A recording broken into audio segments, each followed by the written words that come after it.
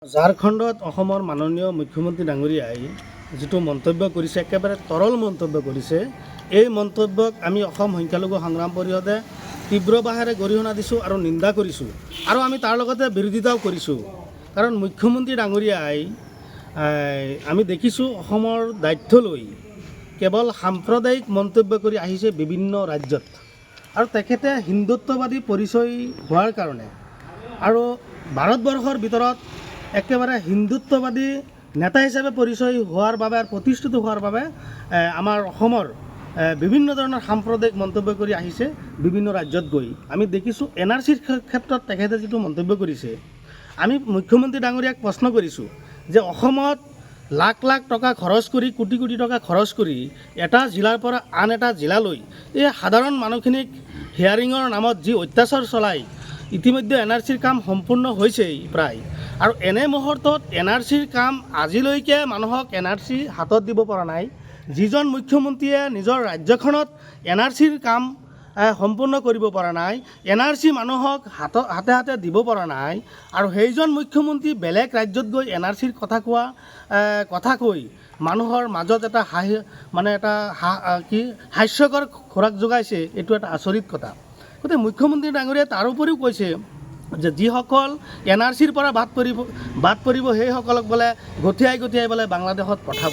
মই প্ৰশ্ন কৰিছোঁ এইটোৱেই যে NRCৰ কাম সম্পূৰ্ণ হোৱাৰ পিছত প্ৰায় 19 লাখ মানুহ যে NRCৰ পৰা বাদ পৰিছে, 19 লাখ মানুহৰ পৰা আজিলৈকে মুখ্যমন্ত্ৰী ডাঙৰীয়াই কিমানজন ব্যক্তিক বাংলাদেশত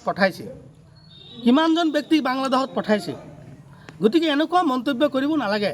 তাৰ উপৰিও আমি দেখিছোঁ মাদ্ৰাছাৰ কথা কৈছে যে অসমত মাদ্ৰাছা বন্ধ কৰিব। ঠিক আছে, মুখ্যমন্ত্ৰী ডাঙৰীয়াৰ ক্ষমতা আছে, মুখ্যমন্ত্ৰী ডাঙৰীয়াই সৰ্ব হয়, তেখেতেই ৰজা হয় অসমত। কিছুমান মাদ্ৰাছা মুখ্যমন্ত্ৰী ডাঙৰীয়াই বন্ধ কৰিছে। আমি বিভিন্ন সময়ত প্ৰতিবাদ কৰিছোঁ, প্ৰতিক্ৰিয়া প্ৰকাশ কৰিছোঁ। তাৰ উপৰিও বৰ্তমানে যিটো মন্তব্য কৰিছে মাদ্ৰাছা বন্ধ কৰিব, ধৰ্মীয় শিক্ষা, পৃথিৱীত এনেকুৱা শক্তি নাই যি শক্তিয়ে ধৰ্মীয় অনুষ্ঠান বন্ধ কৰিব পাৰে।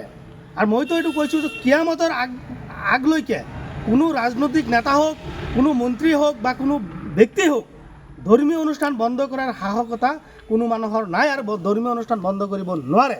কাৰণ ধৰ্মীয় অনুষ্ঠানত আজি আমি সুবাহী মক্তব যিটো মাদ্ৰাছা, আমি সম্পূৰ্ণভাৱে হাবিজি হওক বা খাৰিজীয়া মাদ্ৰাছাই হওক, সম্পূৰ্ণভাৱে সমাজৰ দান বৰঙণিৰে এই মাদ্ৰাছাখিনি আমি ৰাইজে চলাই আছে। চৰকাৰে কোনো ধৰণৰ সা সুবিধা দিয়া নাই, কোনো ধৰণৰ 1 টকাও চৰকাৰে দিয়া নাই।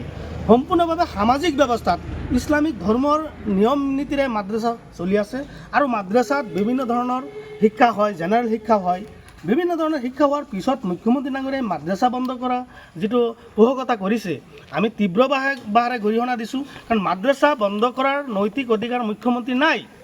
ধৰ্মীয় অনুষ্ঠান আৰু মুখ্যমন্ত্ৰী নহয়, আমি দেখিছোঁ 1400 বছৰ আগত আমাৰ ইছলাম ধৰ্ম বিনষ্ট কৰাৰ কাৰণে, ইছলাম ধৰ্ম নিঃশেষ কৰাৰ কাৰণে নমৰুদৰ নিচিনা মানুহ, আবু জহেল বা বিভিন্ন ধৰণৰ চক্ৰই ইছলাম ধৰ্ম যেতিয়া নিঃশেষ কৰিব নোৱাৰিলে, ইছলাম ধৰ্ম তেওঁলোকে লাগে আৰু ইছলাম ধৰ্মৰ শক্তি বৃদ্ধি হৈছে।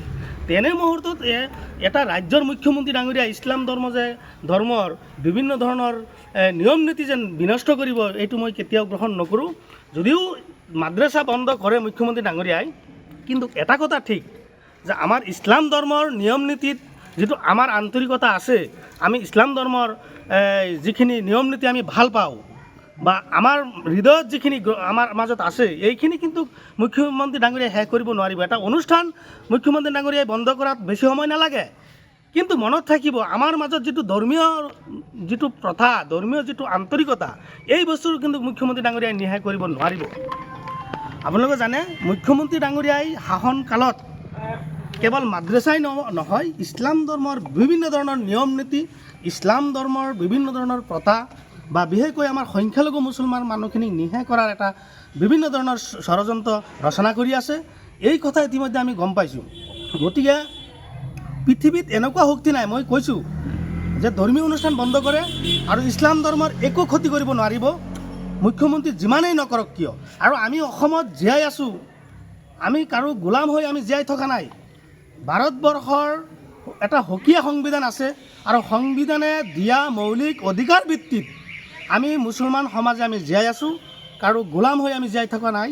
আমাৰ এইখিনি মৌলিক সংবিধানে দিয়া মৌলিক আমাৰ অধিকাৰ আছে আৰু সংবিধানে এইটো দিছে। গতিকে মুখ্যমন্ত্ৰী ডাঙৰীয়াক আমি আহ্বান জনাইছোঁ যে আপুনি আপোনাৰ ৰাজনৈতিক জনপ্ৰিয় প্ৰতিষ্ঠা কৰাৰ কাৰণে আপুনি এটা জাতিক টাৰ্গেট কৰি এই জাতিটোৰ যিটো জনপ্ৰিয় সেৱা প্ৰতিপন্ন কৰাৰ কাৰণে আপুনি চেষ্টা নকৰিব। আপুনিও মানুহ, আমিও মানুহ। আপুনি বিভিন্ন জাতি জনগোষ্ঠীৰ মুখ্যমন্ত্ৰী হয়। আপুনি বিভিন্ন জাতি জনগোষ্ঠীৰ যিখিনি আখুৱা, যিখিনি সমস্যা, এই সমস্যাখিনি সমাধান কৰিবলৈ ইতিমধ্যে আপুনি ব্যৰ্থ হৈছে। অসমত 1,57,000 কোটি টকা বৰ্তমান ঋণত ডুব গৈছে। অসমত বিভিন্ন ধৰণৰ মূল্যবৃদ্ধি বৃদ্ধি পাইছে। অসমত বিভিন্ন ধৰণৰ সমস্যাই ডুব গৈছে। এই সমস্যাখিনি সমাধান কৰাৰ ক্ষেত্ৰত মুখ্যমন্ত্ৰী ডাঙৰীয়াই সম্পূৰ্ণভাৱে ব্যৰ্থ হৈছে। আৰু এই যিখিনি সমস্যা, এই সমস্যাখিনি যাতে ৰাইজে ভুল যায়, ৰাইজে সমস্যাখিনি যাতে কোনো পধ্যেই গণতান্ত্ৰিকভাৱে আন্দোলন নকৰে, ৰাইজে যাতে উত্থাপন নকৰে, এই কথাখিনি ডাকিবৰ কাৰণে মুখ্যমন্ত্ৰী ডাঙৰীয়াই বিভিন্ন ৰাজ্যত গৈ তেখেতৰ জনপ্ৰিয় প্ৰতিষ্ঠা কৰিবৰ কাৰণে বিশেষকৈ আমাৰ সংখ্যালঘু মুছলমানৰ ওপৰত তেনেকুৱা কথা কৈ এচাম ব্যক্তিসকলক সন্তুষ্ট কৰিবৰ কাৰণে উঠি পৰি লাগিছে। গতিকে এনেকুৱা মন্তব্য নকৰিবলৈ আমি সংখ্যালঘু সংগ্ৰাম পৰিষদে মুখ্যমন্ত্ৰী ডাঙৰীয়াক আহ্বান জনাইছোঁ। আৰু যি মন্তব্যৰ কাৰণে এটা সাম্প্ৰদায়িক পৰিস্থিতি বিনষ্ট হয় আৰু এনেকুৱা সাম্প্ৰদায়িক সম্পত্তি বিনষ্ট হোৱাৰ পিছত অসমৰ যিখিনি পৰিৱেশ, আমি এইটো কেতিয়াও নিবিচাৰোঁ। আমি বিচাৰিছোঁ কি, আমি বিভিন্ন জাতি জনগোষ্ঠীয়ে অসমখন আগুৱাই লৈ যোৱাৰ ক্ষেত্ৰত আমি সদায় বদ্ধপৰিকৰ। আমি বিভিন্ন জাতি জনগোষ্ঠীৰ মাজত সমন্বয় গঢ়ি উঠক। কিন্তু তেনে মুহূৰ্তত মুখ্যমন্ত্ৰী ডাঙৰীয়াৰ একপক্ষীয় যিটো নিয়ম, এই নিয়মটো আমি সদায় বিৰোধিতা কৰি আহিছোঁ। এনেকুৱা পক্ষ মুখ্যমন্ত্ৰী ডাঙৰীয়াই ল'ব নালাগে।